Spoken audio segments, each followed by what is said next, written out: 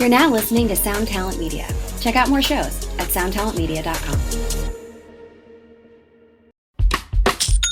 When you think about businesses that are selling through the roof, like Aloe or Allbirds, sure, you think about a great product, a cool brand, and great marketing. But an often overlooked secret is actually the businesses behind the business, making selling, and for shoppers, buying, simple. For millions of businesses, that business is Shopify. Nobody does online business better than Shopify. It's home of Shop Pay, the #1 checkout in the world. You can use it to boost conversions up to 50%, meaning way less carts going abandoned and way more sales going through to checkout. Sign up for your $1 per month trial period at shopify.com/income, all lowercase. Go to shopify.com/income to upgrade your selling today. That's shopify.com/income.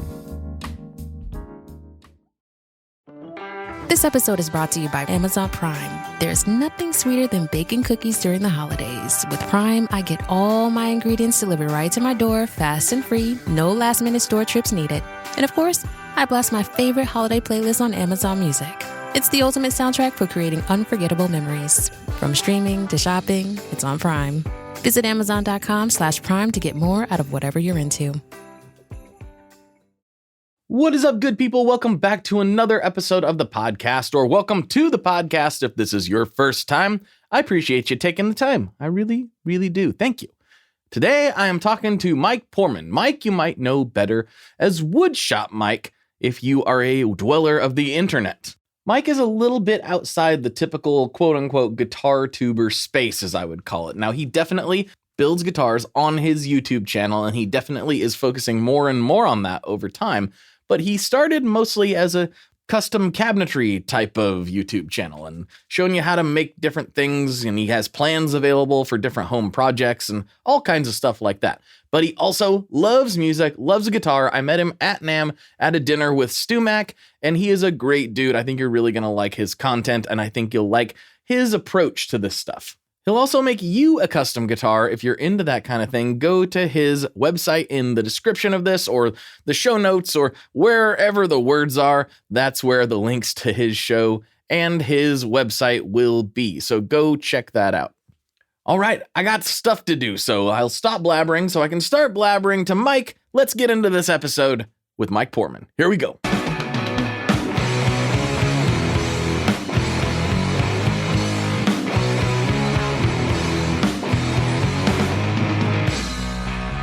Hello, everyone. Welcome back to another episode of the Tone Mob Podcast, the show about guitar stuff, occasionally, sometimes. I'm your host, Blake Weiland, and with me today, I have Mike Poorman, better known as Woodshop Mike. What's happening, dude?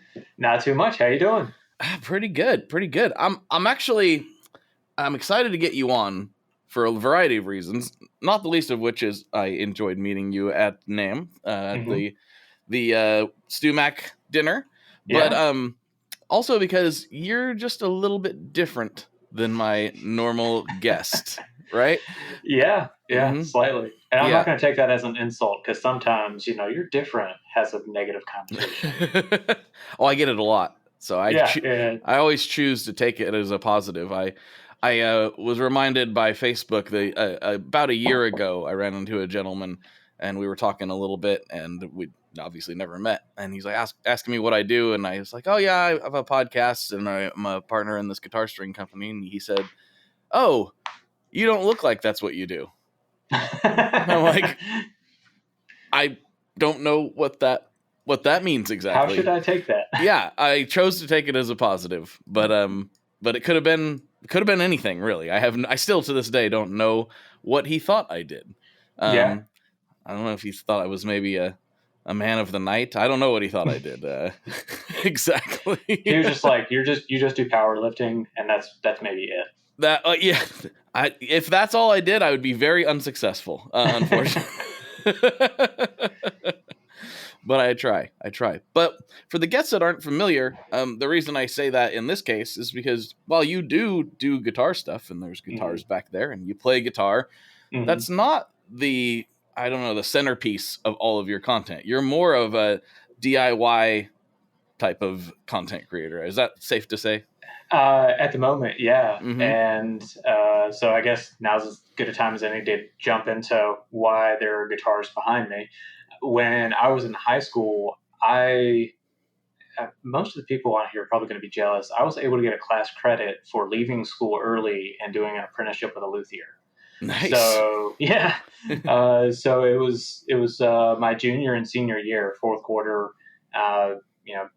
Left school and then spent the rest of the afternoon or a couple hours, whatever, learning how to build guitars. And before going to college, I was like, that is what I want to do. I want to grow up and build guitars.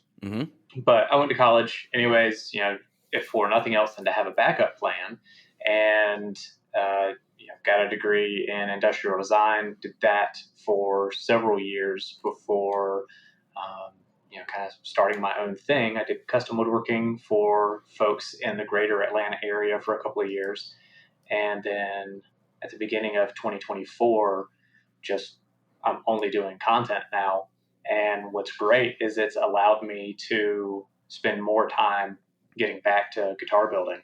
So who knows how much of that is going to carry on moving forward, but as of right now, I have several guitar projects lined up, so pretty stoked about it. Yeah, absolutely. Well, what got you interested in guitar in the first place? Most people don't start building them before they start playing them. So no, sure. Let's see. When I was a kid, I took guitar lessons because one of my older brothers, learned how to play guitar because of Kurt Cobain, and he did everything that he could to try and look like him, even the long hair. You look back at the pictures now and you're just like, it's not a good choice, but didn't work for you. That was Kurt's thing. Yeah. Well, I mean, I don't know, as a kid, and also he's your older brother. So you're just like, that's what he looks like. And so, that's just sort of what you associate. But yeah, I don't know. So that's really what the inspiration was for me to get into playing guitar. And then the motivation for learning to build guitars, I always enjoyed taking things apart, figuring out how they worked. I always enjoyed making and so on. But when I was in high school, I really wanted a better guitar than what I could afford. So fast forward now, if you were to look at my shop, you'd be like, Mike, I'm pretty sure you could have just bought a guitar instead of all of these tools. No, you don't understand. I need the tools. I need this thousands of dollars in tools, so I don't have to spend $2,000, right? Exactly, yeah. I mean, when I was younger, I wasn't really projecting the math forward all the way, because the first several instruments I built with a hand router, a really small bandsaw, and some wooden sanding blocks. You don't have to have fancy tools to build a good instrument. They just make it a lot faster and on occasion more accurate, just depending on how patient you are. So, so yeah, now I have way more money in tools than I do guitars, but I can make as many guitars as I want. So perfect. Yeah, exactly. How did those first ones turn out? Let's see. The bass, that's right there. That was the very first guitar that I built, or instrument that I built. It's a 5-string fretless, as you can see, and it's a neck through. And I mean, it's nice. I built that one with, you probably can't really see it as it is. Let me move the camera and try to not make you seasick. But we'll also see if I don't yank my headphones out. I know this move. Yeah, right. So. Oh yeah! Wow. Yeah. That's the first one. Yeah, this was the first one. Did a pseudo carve on the back. So yeah, this thing is heavy. The neck is made out of Ipe, and then a solid walnut for the body. So I put 2 different strap button locations on there. So while you're in the middle of playing, if you have to put the weight somewhere else on your shoulder, you can you can relocate the strap. That's an impressive first build, I gotta say. That's pretty. It seems like you had a knack for it right out of the gate. Well, I was building that one. I don't want to overstate things or not give credit where credit's due. But the luthier that I was apprenticing with, he helped me with that as we were going through the build. So, yeah. And is that luthier still in operation? His name's Ari Latella. With at least when I was there, it was Latella Guitar Craft. I don't know if that's still the same name. But he's outside of the Charlotte area, Charlotte, North Carolina. Okay. Yeah. Cool. And so, we're doing all this content stuff. Obviously, you went to started making cabinets. I actually am really familiar with that world. My dad he did finishing of cabinets growing up. So, my whole life, I was out there sanding cabinets, kind of the final stage of that. And I realized I really didn't want to do that ever. Because just tedious and not made for the scatterbrain that I have at all. Right. Yeah. Well, we were talking about home renovation projects, and I'm in the middle of finishing up a bathroom, and I started the cabinets before I did any demo because I was like, things happen. The kind of cabinets that we're doing is just going to take more time, so I'm going to go ahead and get that finished on the front end, so that way when the new floor is in, all the drywall's done, I can just put the cabinets in place. It's not like we're going, okay, well, let's now wait on Dad for a month to build these 2 cabinets. It's just going to be, painfully laborious. But yeah, no, I can, whenever there's a cabinetry project that comes up, or friends or family will say, oh yeah, well, you have a shop, you can make me some cabinets, right? And I'm like, technically I can. But the question is, would I like to? And the answer is, not really. Maybe not. Yeah. Not There's really. a big box store. You can go and grab some. That's fine. So. Yeah, we actually in this house where we bought this in 2008 of all times, which was, if I could have only projected going forward, it was a huge stretch to say the least at the time to be able to do that for us. And we got the cabinets for free off of a demo job, and they were good, like solid pieces, but it was not at all laid out for this house, even kind of. Right. So we took them all over to my grandpa's shop, and we kind of mapped out what my kitchen was on the floor, and then played Tetris with it until it made sense. And then Dad had to build a couple pieces, to finish it off. But cabinets, it's just funny. As much as I am not interested in that, every time I'm with family and my dad's there and they're looking at it, looking at somebody's, even just like a rental house to move into or something, he goes right over to the cabinets, even though he hasn't done that stuff in years. And he gets like, yes, melamine interiors. Yes. And he's like looking at all the cabinets and like, the house is cool, but how are the cabinets? Right. No, for sure. Yeah. I don't know if that is ever going to, and then he's kind of like, while I'm not a cabinet guy, he's kind of passed that on to me. Like I genetically what do the cabinets look like? Right. Yeah. No, I'm the same way. And it's even worse than that. I don't know if you share this same trait or flaw. We'll see which one is more accurate. But, any of the trim work around the house, or, even like the finish quality on drywall, because I do all of it. Not that I've necessarily graded all of it, but by getting started in building guitars, my attention to detail is such that, it's like one little thing is off and I shake a little bit. So it sounds like it's a good thing, but it's really not, because it makes it just painful to go places, and it takes a really long time to do things. But you'll go looking around and you're like, or.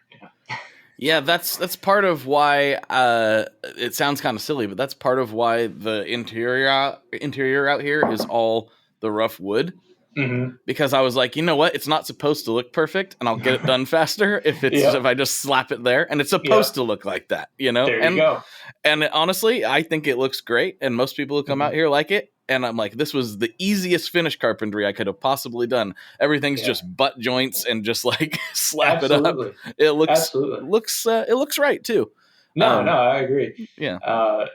I think that there's a lot to be said for the pallet wall or reclaimed lumber style, and it's helpful for me when I was doing custom work, every now and then I would have a customer who's like, I want a rough finish or, a weathered look. Yes. Yes. I can turn off the OCD and just knock it out. Yeah. Oh, I mean, I remember I was so blown away that people wanted this at the time, but now I get it. Like going out to Dad's and he's like, all right, they want a rustic look. And he had just this metal bar with a bunch of keys on it. And he's like, go to town. I'm like, but they're like brand new. Yeah, right.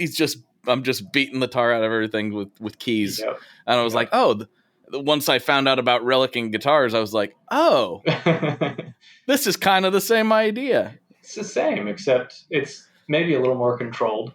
A little bit. I don't know. Novo does it with a railroad spike. So who knows? They've hit it on video. I'm not revealing any trade secrets. I've hinted at it for years, but I saw them do a video on it, so they must want everybody to know. They make great guitars. They do. It's just I think that shocks a lot of people when they see the railroad spike come out. Maybe they just use it in the video for the shock factor.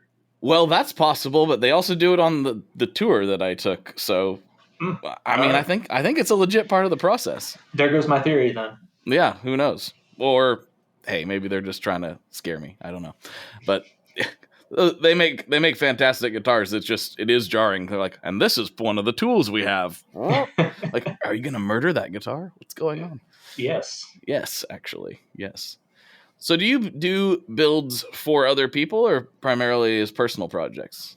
I have built guitars for a handful of people, and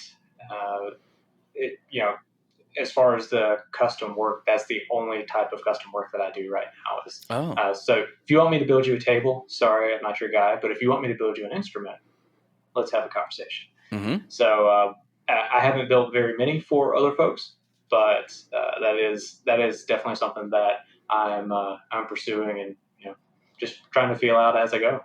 Mm-hmm. You ever looked at like the studio furniture world? I mean, I like my standing desk situation, but there's not very many standing desk studio desks, which is I figured that would be more popular by now, but there's only a handful out there on the market, surprisingly enough. Yeah, no, I haven't. I have seen like some of the China cabinet is the best example I can come up with, but like the hutches that have the double doors, glass fronts where you hang all your instruments in, and then like the bottom is an amp cabinet. I'm like, oh, that would be awesome. And the only problem is that I don't have enough space to put one. But yeah, the thing with doing content is I really get to have freedom in what kind of projects I do. So the next, I already said the next couple of videos are all around guitar related stuff. So I'm really pumped about that. I've just got to get through the bathroom renovation so I can actually get started with that. So yes, though, I think I already answered it. I am trying to build instruments for clients. Part of the struggle right now is just how do I let people know, hey, if you're interested in a custom guitar, then let's have a conversation. Well, it turns out you just let a couple thousand people know. So there you go. Yeah, I tried to weave that in there subtly without sounding too desperate. Yeah. Hey, Mike does good work. Hit him up. He's interested. Look at that. It's that easy. We just did it. So going to the content stuff a little bit. Mm-hmm. Obviously, you're an avid DIYer. You do a lot of different carpentry. You explained all that. Mm-hmm. What made you have the idea, like, I should start putting this on YouTube? Oh, that's a great question. So a lot of it actually goes back to when I was in high school apprenticing with Ari. I really, from a young age, had a lot of people pour into me and, take time and make opportunities for me to learn.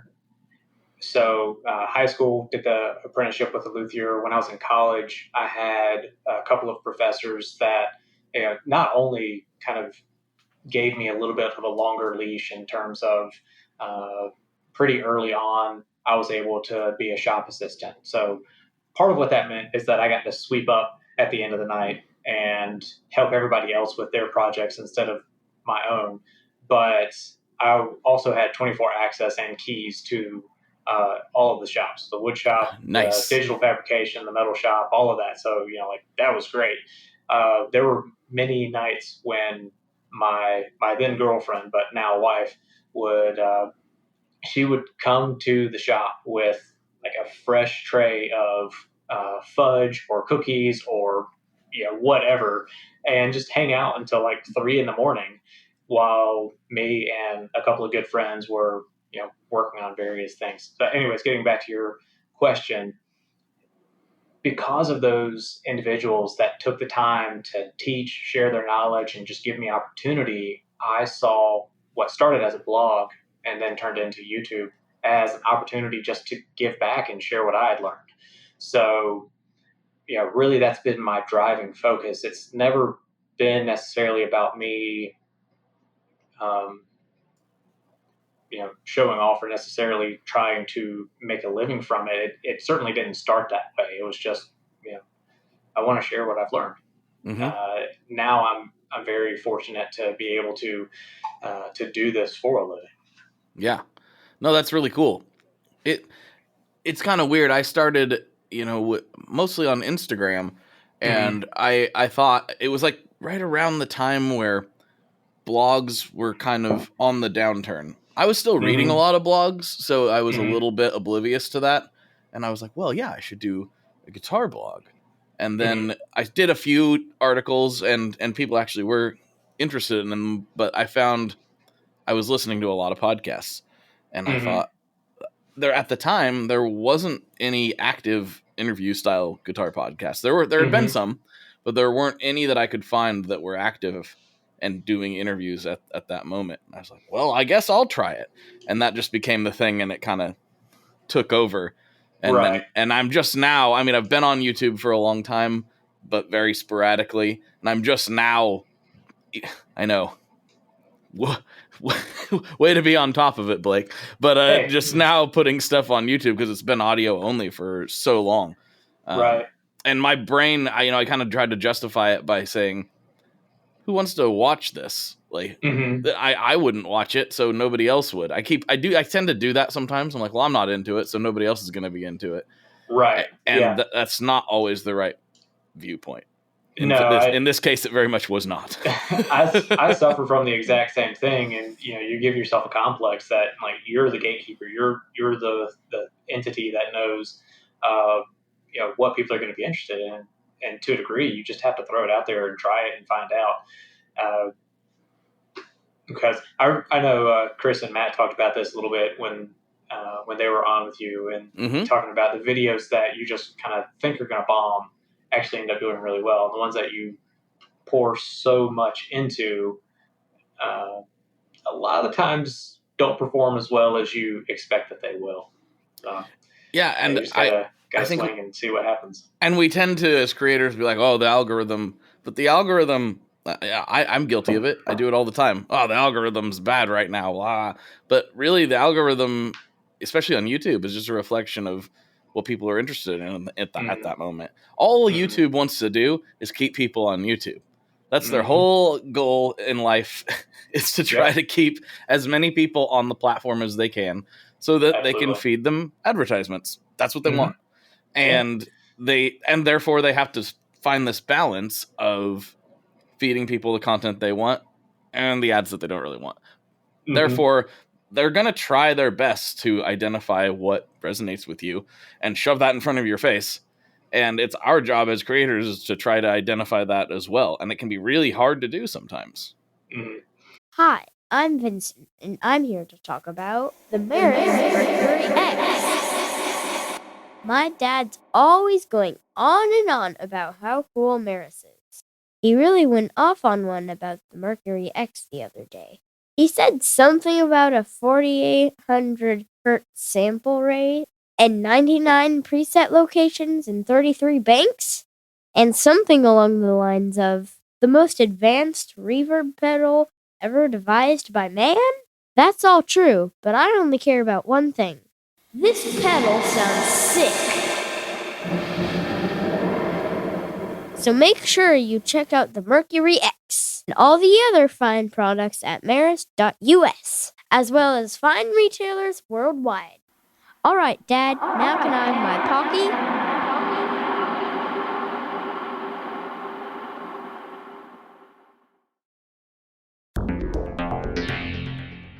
How exactly do artists get their music on Spotify, Apple Music, Deezer, Tidal, all these services? How in the world do you get your music there? Well, in the past, you had to use something called a record label. But these days, you can use DistroKid. DistroKid is the absolute easiest way to get your music up on streaming services. And it's the most affordable way to do so. Not only do plans start at $22.99 for the entire year, that's less than $2 a month, DistroKid also does not take a cut of your streaming revenue, unlike some other services out there. Even better if you sign up by going to tonemob.com/distrokid. That's tonemob.com/distrokid. One more time, that's tonemob.com/distrokid. You'll get 30% off. That's right, 30% off their already extremely reasonable prices. So go to tonemob.com/distrokid and get your music out there.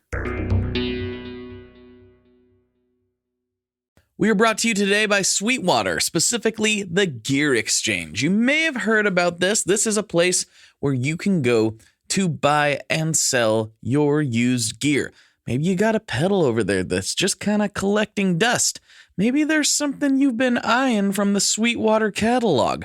Well, right now is a great time to turn that unused gear into something you're actually going to use. Even better, if you sell on the Gear Exchange, you can keep 100% of the sale as long as you choose a Sweetwater gift card as your payout method. That is not too shabby because, let's be honest, most of this buying and selling we do is just to fund new gear purchases, and that is a great way to reach a wide variety of customers and keep 100% in your pocket, or rather on your pedal board. So go check out the Sweetwater Gear Exchange and turn that unused gear into something that's actually going to help you write that next huge riff. Yeah, what's interesting for me is, so since I have such a kind of spread of different types of content, or different subjects rather of content, the regular woodworking stuff did pretty well for a while, and then the home renovation stuff did pretty well for a while, but I never really seemed to get a ton of traction. Like I got views and was able to connect with brands and this, that, and the other.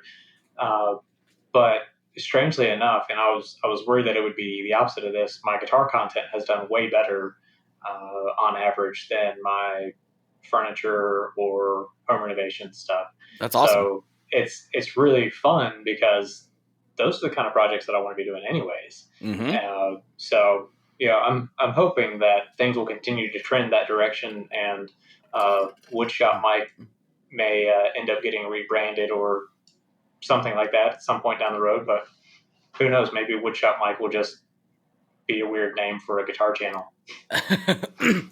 Hey, I get it. I started this as the Tone Mob because I thought it was going to be, and there are aspects of it, but I thought it was going to be more of like a forum type of community type of thing.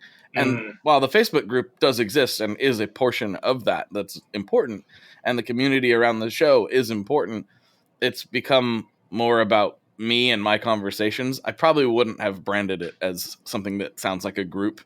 Sure. If I had, I was like, it's going to be a group. It's not going to just be, it's not going to be me really, but it's totally morphed into the Tone Mob guy, which kind of sounds weird for one person. Yeah. It's a mob of one. Yeah, exactly. Two at a time. Usually. Yeah.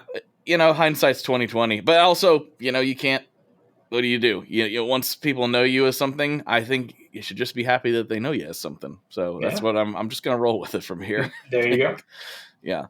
I've actually heard that from a few different content creators. Like, if I had known, I probably would have picked something else. But then again, maybe that your name is part of what makes people click on it in the first place. You really don't know.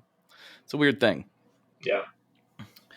So moving out of just content stuff for a minute, what is your personal musical taste? Like, what do you gravitate towards? Or actually, let's start with, I mean, obviously we kind of talked about Nirvana a little bit, but what were you into as a kid, and how has that evolved over time?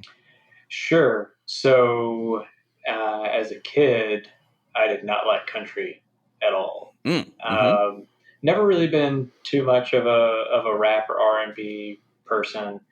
I mainly listened to 90s rock. So, Nirvana, Third Eye Blind, and the like. And then in high school, it was punk. So, Blink 182 and Sum 41. I tried to combine those for a second. That's why I paused. Blink 184. No. Yeah. Fair enough. Yes. Right. And but then in high school, I started listening to country, and so now I listen to country more than probably anything else. But it's that classic rock, obviously the 90s rock, because I don't think you ever give up on the music you listen to when you're in high school. But also blues. So a little bit of a wider genre, but yeah. Is that what you would have guessed from our previous conversations?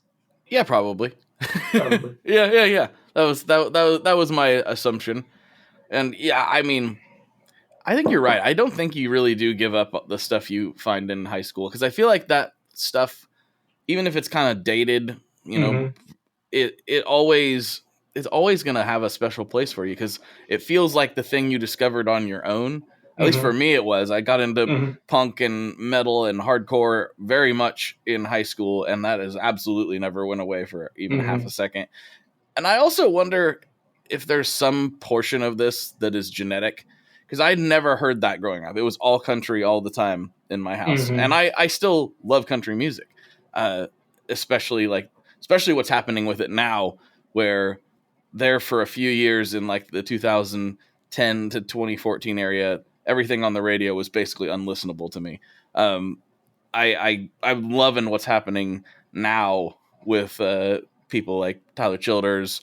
I'm wearing a Charles Wesley Godwin hat, and Sturgill Simpson. I'm like, oh yeah, okay, we got some legit stuff coming back, which makes me really happy. But yeah, no, I share that sentiment. It was getting very just very kind of sing-songy, and there's too much pop in it. And now you have some artists that are coming out that sound much more folksy, and a little bit of a harkening back to old country than the direction it had been going. And I agree, that is nice.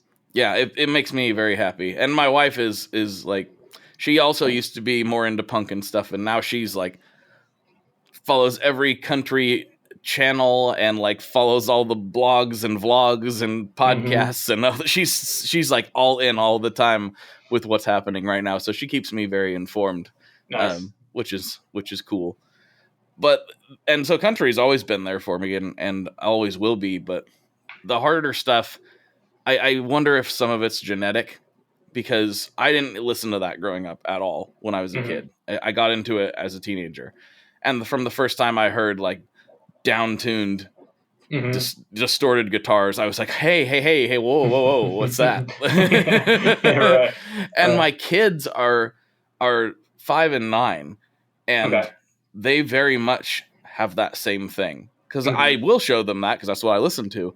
Like, this is a band called Knocked Loose. Have you ever heard that? And their eyes get big, and they're like, "Whoa, I like this." And it's just, it's pretty brutal. And my wife is like, "Turn it off!" And my kids are just like headbanging, like, "This is great." So I don't know what that is exactly, but I can see it on their face. They have the same kind of internal reaction. They're like, "What is that? Oh, I like that. I need more." It's fun. There's some music that I do really appreciate, but I have to take it in small doses, because it then gets just like almost overwhelming for me. Especially if I'm working in the shop. Like, I can only take so much, so much adrenaline or whatever. You don't want to be like headbanging while you're running stuff through the table saw. No. Whoops. Yeah, that's a way to lose a digit for sure. Yeah.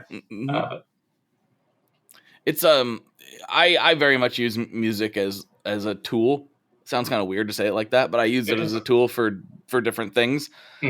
And when I'm going to the gym, yeah, that's what I put on. Let's go.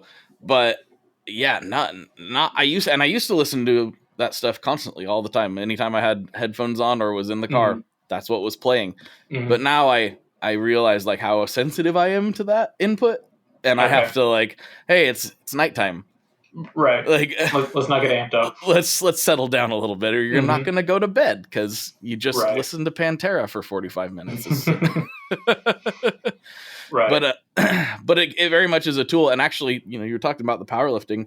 A lot of lifters, they'll like put in, like they're like, okay, I'm getting ready to go for a PR. They'll like put in something in their headphones, or there's people at the gym who like, I need to like turn the music up really loud for a couple minutes, and they'll just blast it. Go do their thing, and then like, all right, cool, I'm good, and then turn it back to a reasonable level. And it 100% changes like the chemistry in your brain for a little bit. Oh no, for sure it does. Yeah, for sure it does. So when you are doing woodworking with that in mind, do you listen to music, or are you just trying to focus on the task at hand, or what is it for you? It really varies. So I wear Bluetooth earmuffs, so that way I can listen to stuff and not, just be the 3M ones. No, have you heard of ISO-tunes? I have, actually. Yeah. Okay, so those are the ones that I use, and sometimes it's music, and there again, like it completely varies from rock to country, blues, the approved genres that I like. any of it's fair game. But a lot of times I'll listen to audiobooks and or some podcasts. But if there's any thinking that's required, if it's not just like, all right, we're resawing stock today, or we're just running stuff through the machine, or whatever, I can't listen to anything. Because then it just irritates me. I'm like, it could be my favorite song, and I'll like chuck the headphones off and just whatever. So, I'm finding that more and more, like, I'm really picky about what noise is going on around me. And the noise could be shop noise. It could be music. It could be somebody else talking. So I don't know. It's kind of funny. I feel like I'm getting really picky in my old age. Yeah, I totally feel that. I mean, I partially quit my job because of the terrible bro country that would never stop playing. It's I joke about it. I'd say, what job was that? It was my last job before going into this full time. I sort of joke about it, but it's not entirely a joke, because it really did grate on me really badly. For sure. I would go in the office and I would try to get out as soon as possible, because my thing.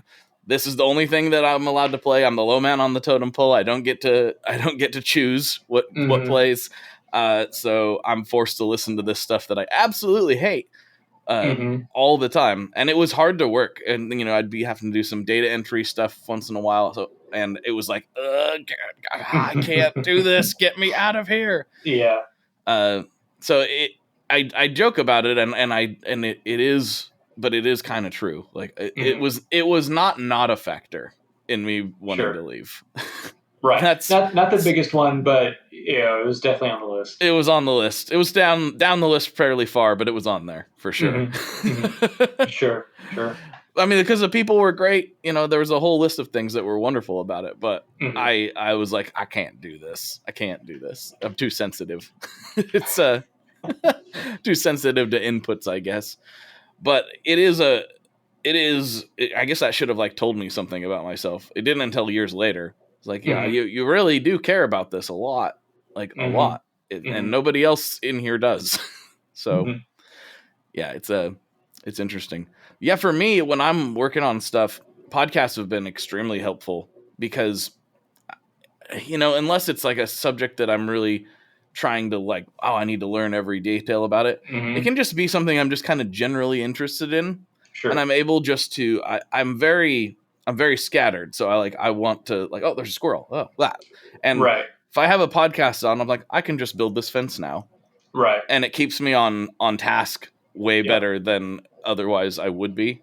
That's actually been incredibly helpful for me over the years, is especially doing menial stuff that, like you said, you don't have to really think about. It keeps me doing it until it's done. Right. Versus I'm like trying to distract myself with something else. Mm-hmm. And sometimes, so being a content creator, I spend a lot of time in front of a computer editing. Sometimes I'll just put on my headphones, but not listen to anything. And just like the act of, okay, I'm at the computer, my headphones are on. It helps me to just sort of get in the zone and stay focused on one task, turn off my phone notifications, all that kind of stuff, and just work on this video or that video, whatever the case may be.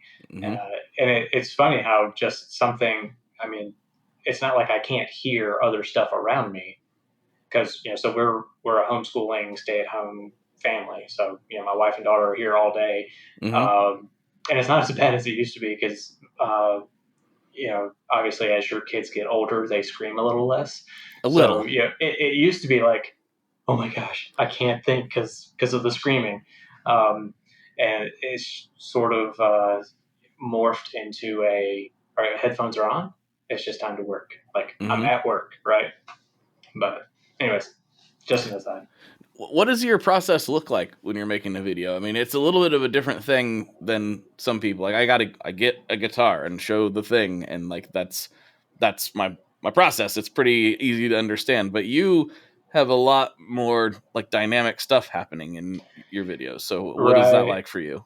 Yes, and honestly, it varies from one type of video to another. So with a tool review, it's going to be really similar to what you do with, oh, you got a guitar and now you're going to talk about it. With a tool review, well, for me, it's usually never like I'm going to talk about it. It's like I first have to make a project with it. Yeah, you got to use it. Or if it's a big tool. So earlier this year, I got a new dust collector set up, and so the video was mainly just me setting it up and bonking myself in the head with pipes and all of that, not intentionally.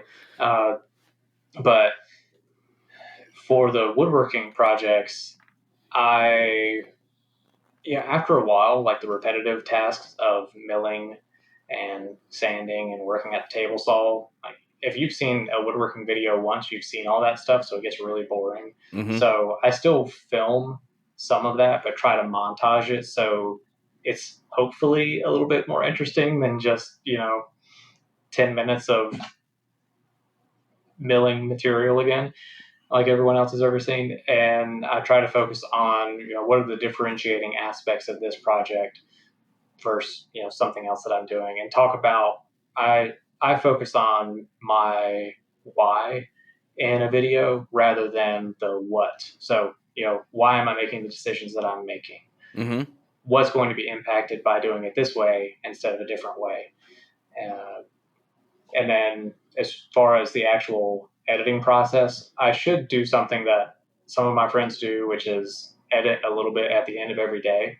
Mm-hmm. But I usually, especially when I was doing custom work, and this is one of the reasons why I stopped doing that, I go 100 miles an hour on just the build so that way I can get it to the client.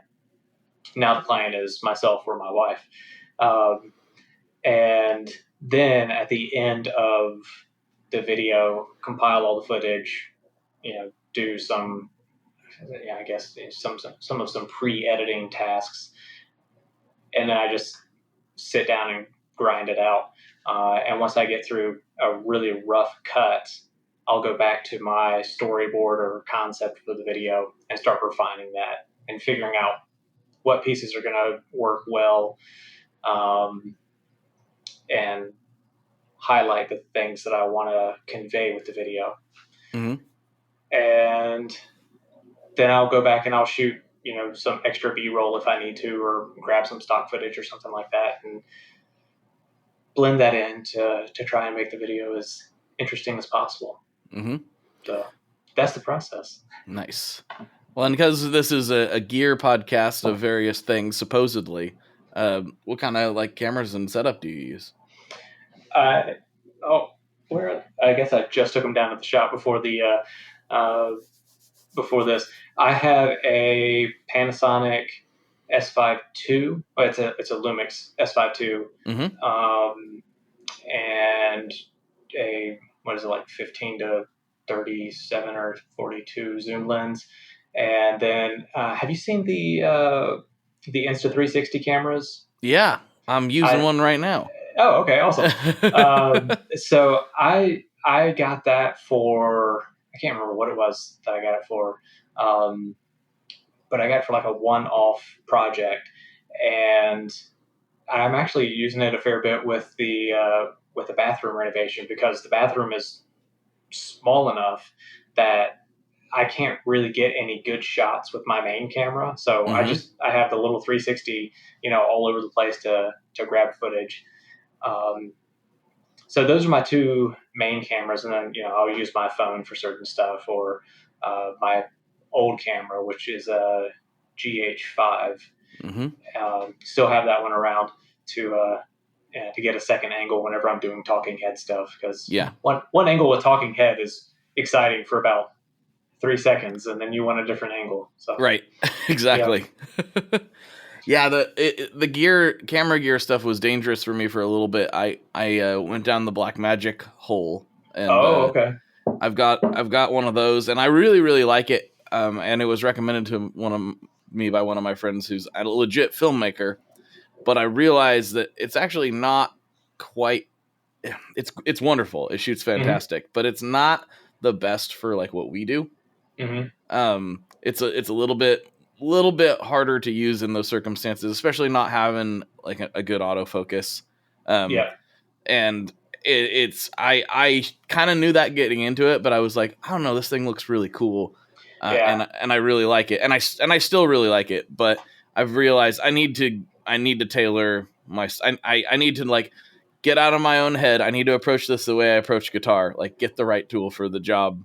And so I'm kind of, that's why I asked. It was a little bit selfish. I was like, oh, what do you use? Because I need something else. I didn't expect that one. I didn't expect that one, but I will tell you. So my biggest frustration with the GH5 was the autofocus, and I was this close to going with the Sony.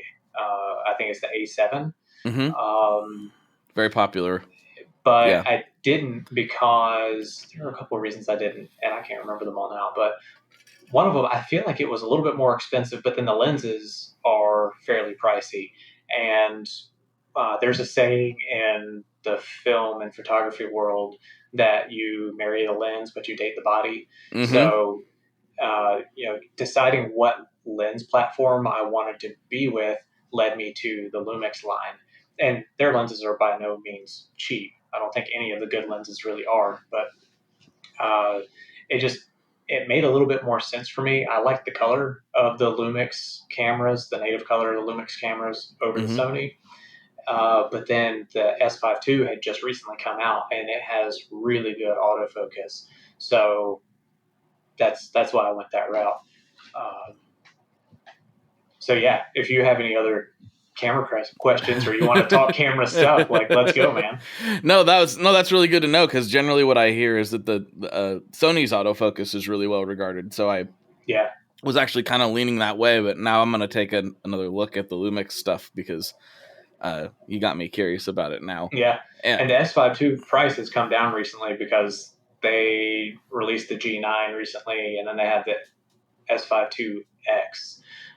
So as soon as those two came out, the Peon S5 II price dropped just a touch. So hey, that's helpful. Yeah, yeah. It's an interesting world. It's also interesting just how good some of the I guess, I don't know if this is the right word for it, but like the prosumer stuff has got. Like the Insta360. When I tell people that that's what I use for these interviews, they're like, "What? Really?" Yeah. I thought that was probably your nice Blackmagic. I'm like, oh no, that wouldn't fit here. Like I don't have enough focal length to play with for that thing to fit.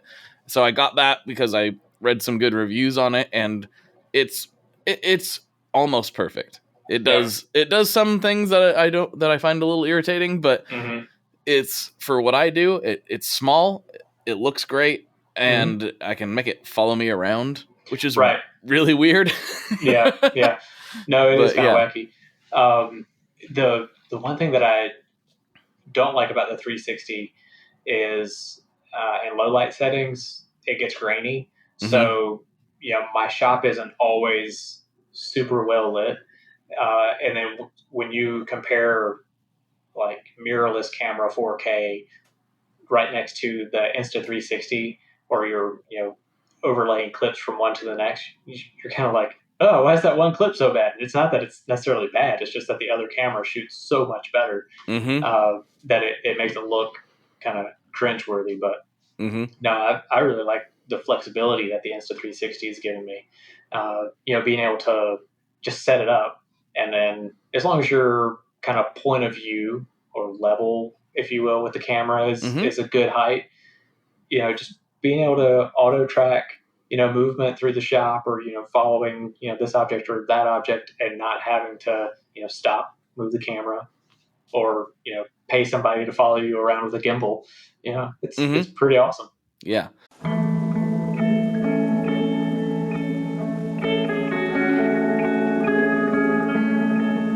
Hello there. I'd like to introduce you to your new best friend, the Chase Bliss Audio Lossy.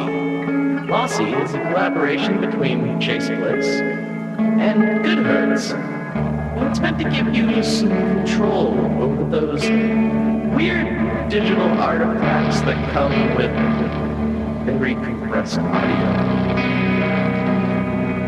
You're hearing it right now. All the changes that are taking place are strictly coming from my playing dynamics. I'm just interacting with the pedal and letting it do its thing. In some true stereo goodness. If you'd like some more details about Lossy, I'd invite you to head over to chaseblissaudio.com. I think you're going to like what you find.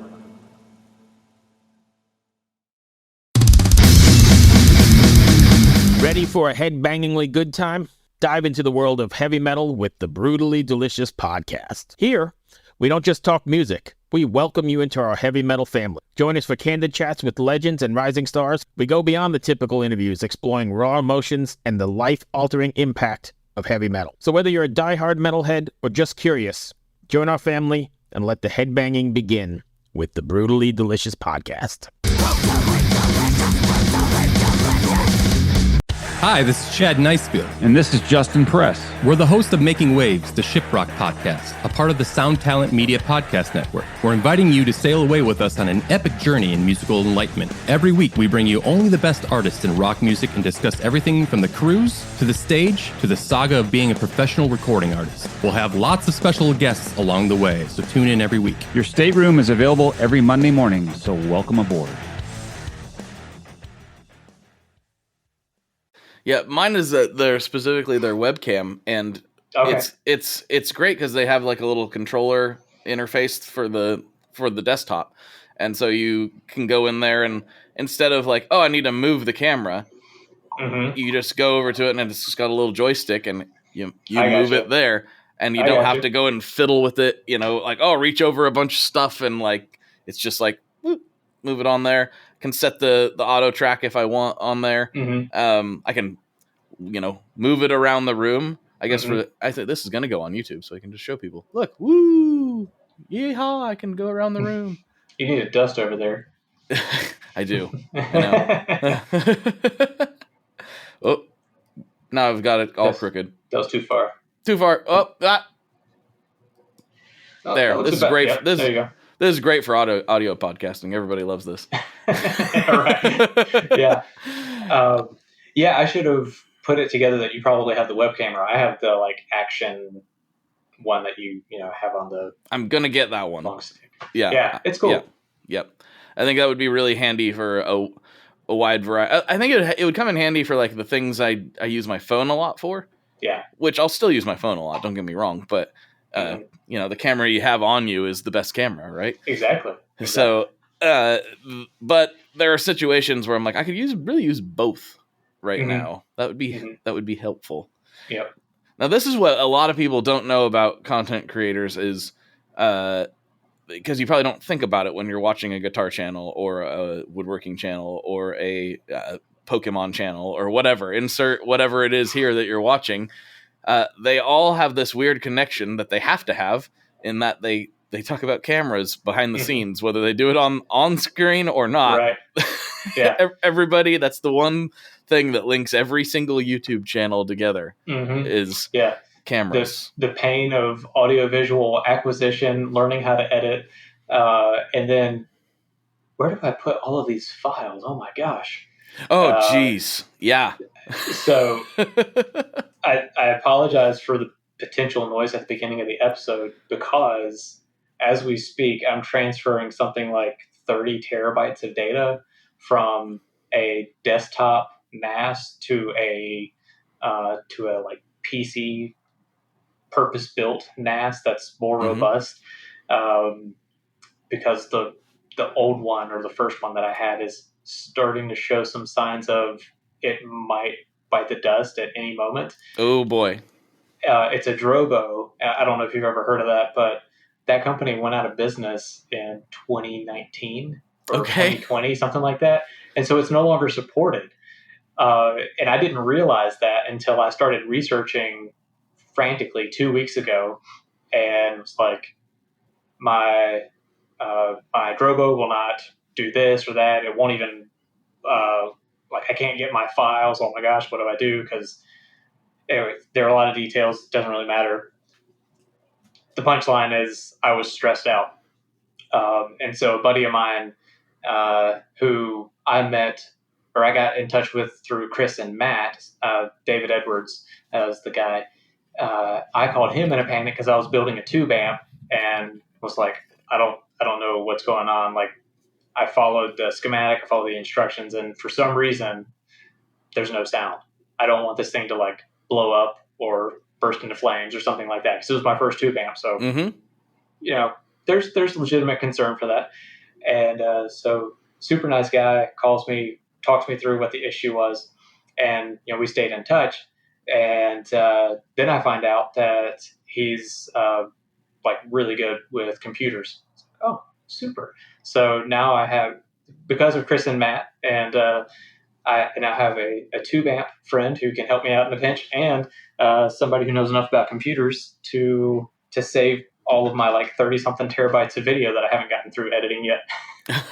So, yeah, that is quite helpful. Yeah, the storage stuff, that's definitely something that I think we all overlook at first. Yeah, and then you're like, how many terabytes? Like what am I gonna do? Hold on, what now? Yeah, my hard drive's already full. Yeah, I was editing for a long time. I still have this computer, and it's honestly been flawless, except that I spec'd it out with the smallest hard drive. It's a M1 Air, and it performs fantastic, but it's got like my phone has more storage. Yeah, and so I was constantly just if I didn't have my external drive, I was like, this thing's a brick basically, because it's full.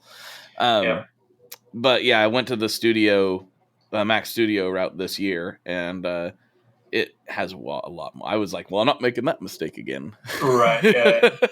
Well, that's one of the reasons why I went the PC route instead of the Mac route. And I'm not even trying to open up that debate. So, you know, but I've always enjoyed kind of like tinkering with computers. Not that I necessarily know everything about it. But being on the PC side, it's a lot easier to kind of custom build or mess around or whatnot. I feel like, I don't know if this is just perception, but it seems like Mac is much more, you know, you buy it and this is what you get, and you can't really customize it. Oh, that's not perception. That's how it is. Yeah, okay. Now the old ones, I worked on a 2009 Mac Pro Tower for years. I literally had it for like 11 years. I still have it, but I worked on it regularly for 11 years. I recorded my whole solo record on it. And that's different. That you can do all kinds of stuff too. Yeah. It's more like a typical PC power or tower, excuse me. But yeah, not these days. Everything else is like you buy it and that's pretty much what it is.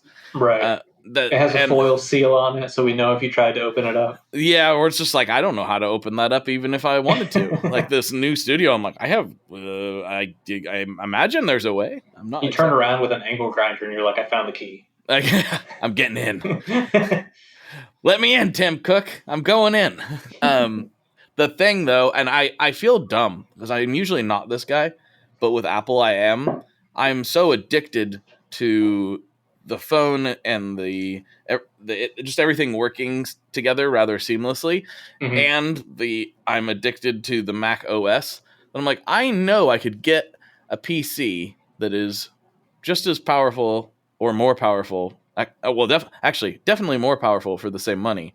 But I'm so hopelessly hooked on the Apple ecosystem that I'm like, I'm not going to take the time to relearn all that stuff. Yeah. So another Mac it is every however many years. Yeah, a couple of years ago, when it was time to get new phones.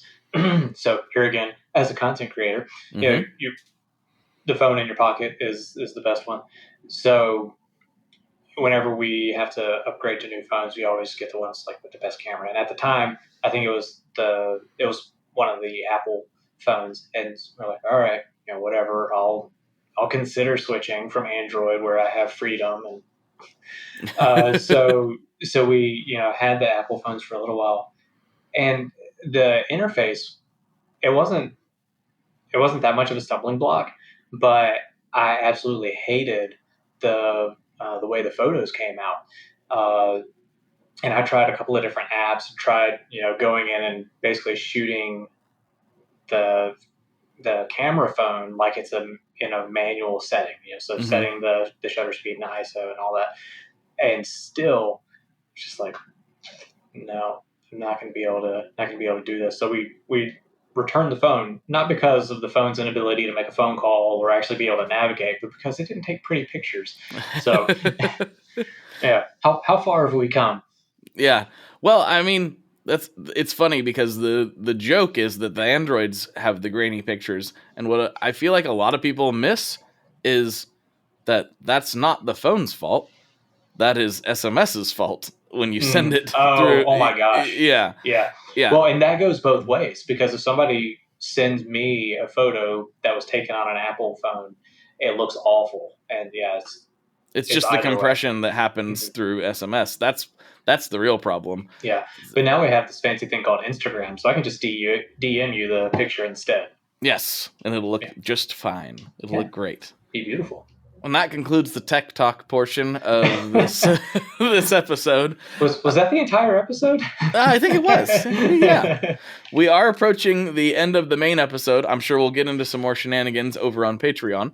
Do our best. But before we get over there, I have some classic questions I like to wrap these things up on. And before I do that, I like to give the guests a chance to take the stage. You know, you're talking to a few thousand people right now. Where can they find you? What do you want to shout out? Say anything you want to say. You can shout out your grandma, whatever you want to do. The floor is yours. Yeah, no, okay. I appreciate it. Thank you. So yeah, my handle is Woodshop Mike across all of the major platforms. So if you know, you're on Facebook, you can find me there. May not find very much, but Instagram and YouTube are where I mostly post content. I do have a blog where I sell woodworking plans. So that's woodshopmike.com. And if you're interested in more of just the guitar stuff, the website for that is mpguitarco.com. And yeah, or you can just send me a DM on Instagram and we'll go from there. And the links to those websites will be wherever the words are. You know, I used to be like the show notes, but you know, I don't know where you're watching this at anymore because it goes to all of the places or listening to this. So wherever the words are in the description or in the show notes or whatever, that's where the links to the website will be. So go there. All right. Final questions. First one, what is your favorite Boss pedal? Okay. So I knew you were going to ask this. I almost told you that I was not going to do the interview because of this. I know. I actually do not have a single Boss pedal. I don't know how you got through life this far. I don't understand. Yeah. I've got 3 right here on the floor. Only 3? I'm surprised it's not more than that. Well, I'm trying to start I'm trying to get this place back organized again. It's my every 6 months reorganization of this mess. Right. So I feel that. yeah, I feel that. there's some over there, and yeah. Anyway, it's terrible. So yeah, I have like one of the Digitech multi effects pedals, and I feel like it's really a nice concept, but I also just haven't spent enough time with it to actually really figure it out. Mm-hmm. But to me, it's almost just more frustrating to try and use and navigate through stuff than it is to play with. But the recent StewMac pedal, the International House of Overdrive, I really like that one, and I know it's a duplicate of the Hotcake, but I was really impressed with it. Like the tones that I can get through it. So that's the best that I can do for my favorite Boss pedal. Is a not Boss pedal. Is not a Boss pedal at all. Yeah, not even a Boss circuit. That's a good. It is a really great pedal though. I've always liked the Hotcake circuit. Obviously, we talked about this at the dinner. I'm a huge pedal addict and pedal nerd. But the Hotcake is one that always kind of eluded the collection. I've played them, but I don't have an original Hotcake, and now they're kind of hard to find in the States. It didn't used to be the case. It used to be really easy to get a Hotcake, and lately it's been tougher. So I'm glad that they released that thing so more people can experience it. Because I like how, I know it's billed as like one of the early transparent quote unquote overdrives, but I like how fuzzy it can get, because it can get really fuzzy, and people don't think of a Hotcake when they think of that. So which op amp did you put in yours, the original or the newer one? I didn't build it because I didn't want to, so I don't know. Okay then. I was gonna open it up and check, and I realized I needed to make the video, and I was like, nope, just play, just play quick. So I saw you actually opted to build yours, which I was, my hat was off because I did not have time to do that, unfortunately. Yeah, no, it's fun. You should get one and build it, and then you'll have 2, and you can have one with either op amp in it. There's a thing about me that the listeners know. I don't know if you know that I am a Cyclops.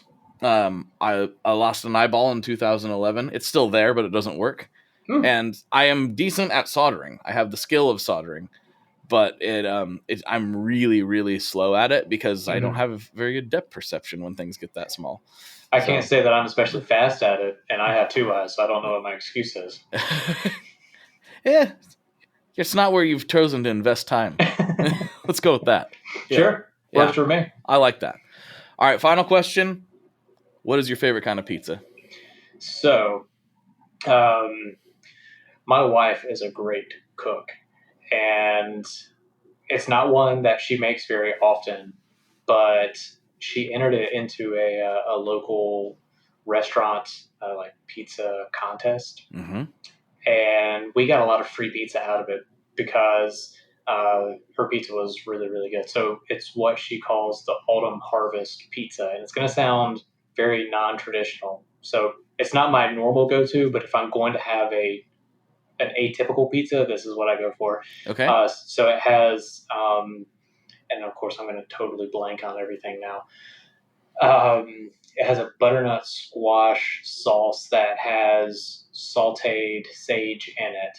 Interesting. And caramelized onions. And I cannot remember anything else other than it's delicious.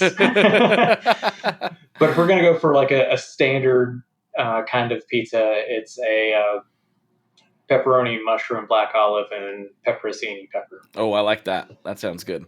Yeah. You have a favorite spot that you get it from over there? Nope. Just wherever. No. Yeah.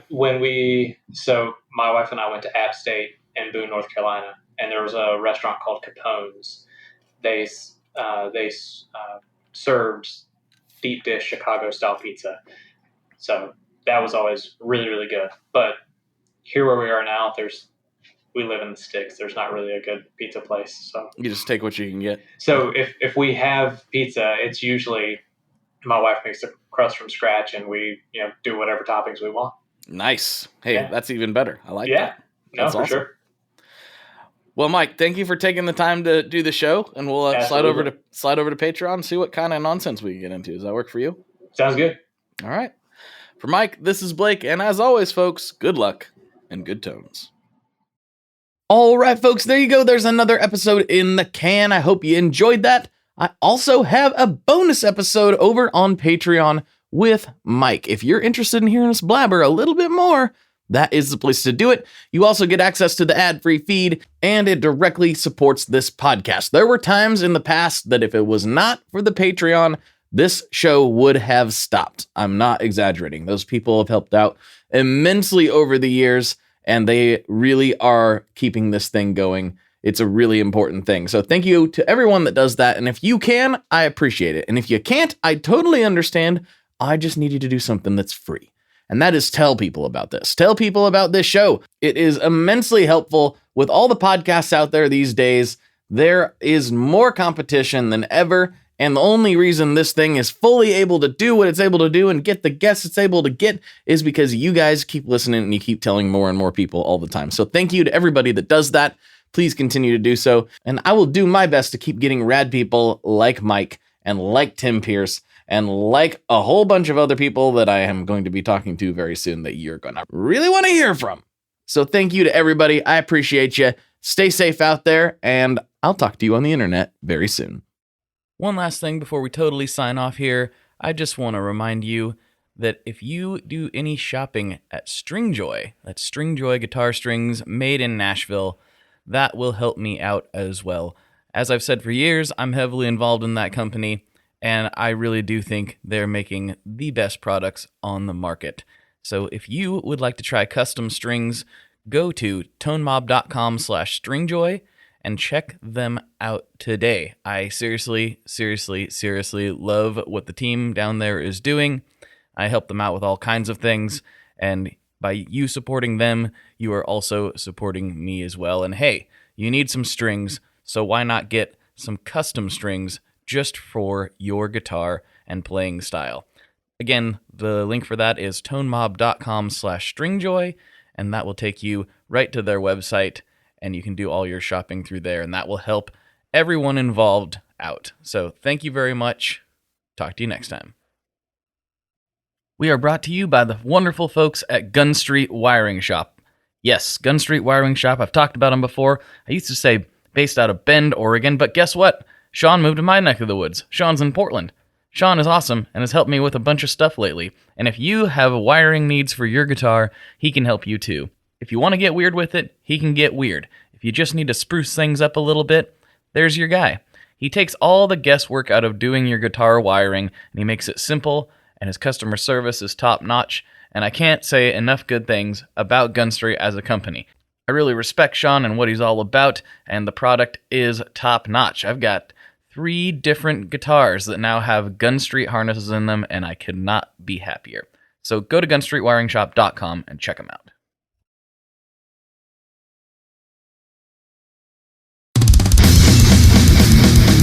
Ready for a head-bangingly good time?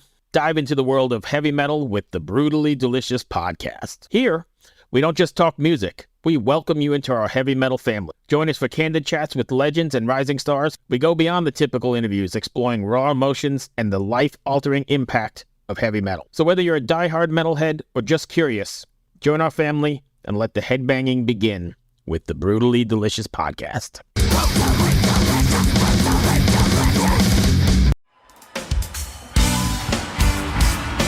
Hello, everybody. I'm Bruce. And I'm Nolan, and this is the Corner of Gray Street podcast.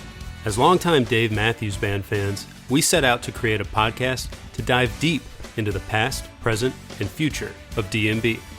Not only do we recap and review shows within an ongoing tour, but we revisit past shows from throughout the band's history, conduct interviews with a wide variety of guests with ties to DMB, and create unique and exclusive content like our Concerts on the Corner series. Whether you're a fan of the band or just a fan of great music, we think you'll find something you'll enjoy. We can't wait to see you on the Corner of Gray Street.